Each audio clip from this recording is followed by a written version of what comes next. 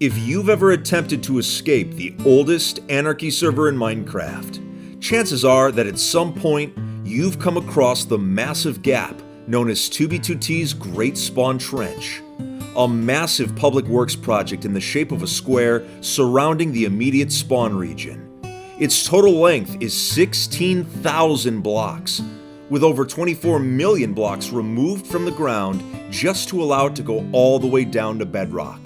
The construction of the trench was an amazing feat of engineering and player collaboration, even with multiple sabotage attempts on the project. So exactly what is it? Why is it here, and what was it used for? Well, today we'll be taking a look at the history of the trench, the people behind it, and the reasons it was built.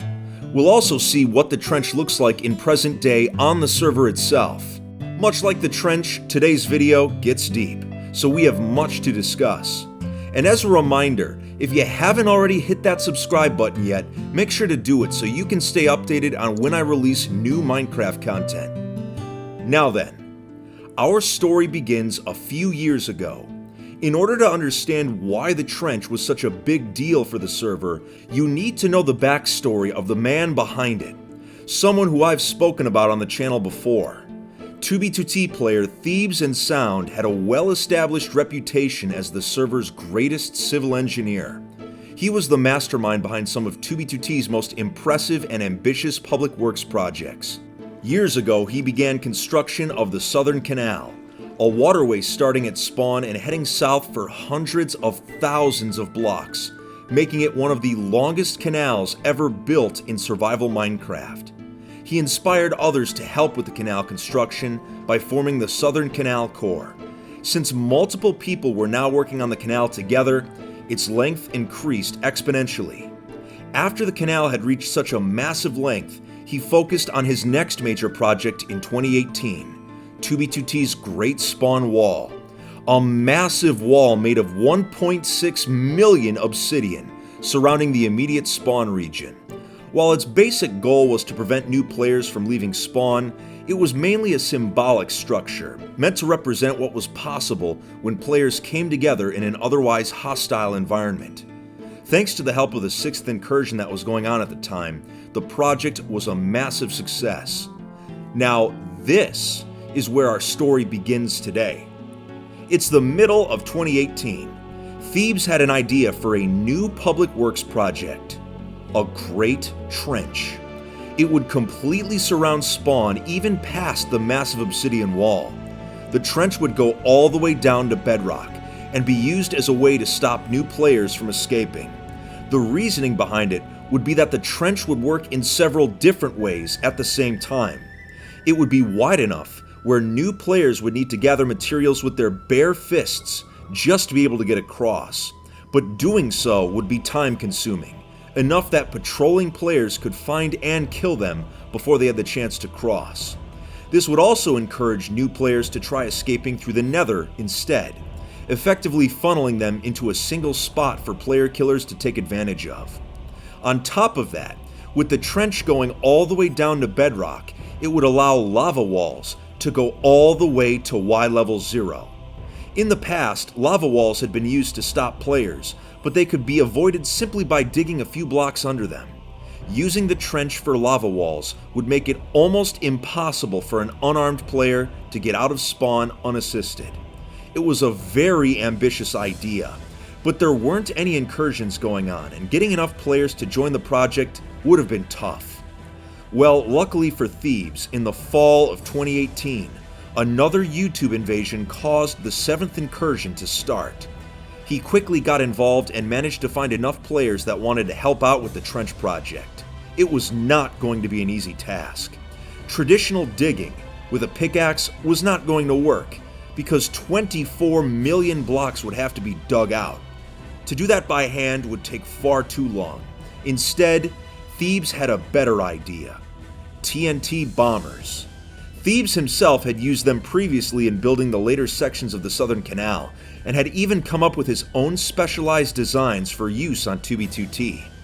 Now it was time to put them to work on a large scale. First, All water source blocks on the surface needed to be cleared in order for the TNT explosions to be able to destroy blocks. Once all the water was removed, TNT bombers were constructed and used to destroy all blocks down to bedrock. Multiple members of the Trench Project would construct bombers and let them run for as long as necessary. Large lava casts often stood in the way, so the bombers had to be built up high in order to cut through them. Obsidian was used as a guide to ensure only blocks within the two lines were destroyed, so any rogue TNT wouldn't cause too much damage. While progress was coming along smoothly, there were still sabotage attempts on the trench, where players would attempt to blow up the bombers or to kill the trench crew. Despite multiple attempts, they were not successful, and the trench construction continued. Everything was going according to plan, but eventually the 7th incursion started to collapse from the inside due to leadership failures. Thebes saw the train wreck coming and quietly informed the trench crew that they would be separating their project from the incursion. Everybody involved understood and continued their bombing efforts. Their loyalty to Thebes and the Trench Project was strong, and after a few more weeks of hard work, the trench formed a full square around the spawn region, going all the way down to bedrock. The trench was finally complete. But since the incursion was over and the objective of killing new players was gone, the lava wall portion of the project was not necessary. The trench crew were proud of what they had accomplished and went their separate ways. Thebes would continue on several different projects and even started experimenting with new ways to lava cast more efficiently using redstone contraptions.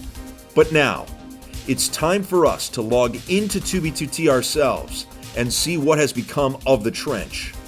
Let's do this. Here I am on 2b2t, on my favorite alt account, K-Pop Bob, backed by popular demand, but let's go check out the trench and see how it's held up the past 2 years. Alley-oop! There we go. Alright, the trench is only a few hundred blocks away, so we're gonna just take a nice casual flight over there. We've reached the trench corner, and I've noticed that there's a lot of player-made bridges already on the trench. I mean, it's bound to happen. Almost 2 years have passed since the trench was built, so obviously players are going to find a way around it somehow, or I guess over it in this case. But let's actually fly through the trench to look to see what else has changed. Oh, would you look at that? A skeleton horse just chilling in the trench here. Good luck getting it out of the trench though, jeez. But yeah, Thunder and Lightning has been re-enabled on the server recently, so that explains why we're seeing more and more skeleton horses as of late. It's a bit weird. This part of the trench is a bit darker because of all the obsidian in the sky. But man, imagine if you were a brand new player without hacks and you were trying to escape and you got stuck in this trench. It would not be fun, especially with all the lava, all the withers, yikes. Now, even though the lava wall was never fully completed inside the trench, there is still a small portion of it that does have the lava coming down from the sky, and this is it right here.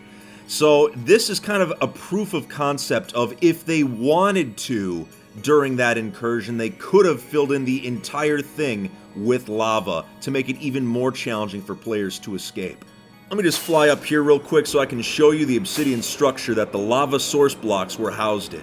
Now, they tried to make it as inconvenient as possible for anyone trying to get rid of the lava source blocks. The best part about this tour is that I get to see things like this at spawn I don't normally get to see. Look at this massive obsidian. Whoa! That wither skull was a little too close, but look at this massive obsidian fortress here at spawn. See, I need to come to spawn more often so I can see cool stuff like this. Check this out. The remnants of a bomber still here above the trench, and the blocks have been here so long they have snow on top of them.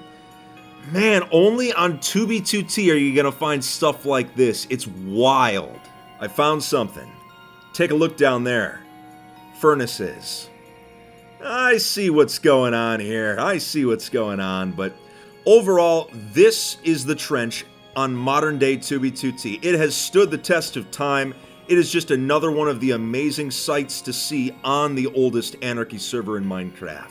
But anyway, if you enjoyed today's video, make sure to leave a like and hit that subscribe button.